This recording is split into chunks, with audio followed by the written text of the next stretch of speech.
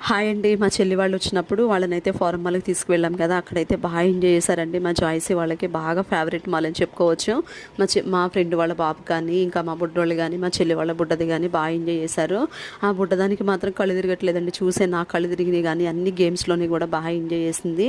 ఇంకా యూట్యూబ్ విషయంలో అయితే నేనైతే అలాగే అనుకుంటానండి. ఒక్కసారి నిర్ణయం తీసుకున్నాక దారి ఎలా ఉన్నా సరే గమ్యం చేరాల్సిందే అనుకుంటాను.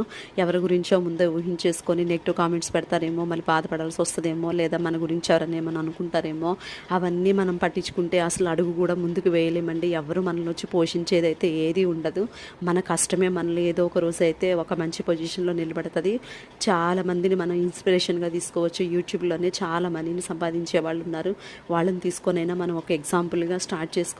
అంటే మనం ఏదో జాబ్ చేస్తున్నా అది మానేసి ఈ పని అయితే చేయట్లేదు కదండి. జాబ్కి వెళ్ళే సిచ్యువేషన్ లేదు కాబట్టి ఇంట్లో ఉండి కనీసం ఈ పనైనా చేస్తే ఏదో ఒక రోజు అయితే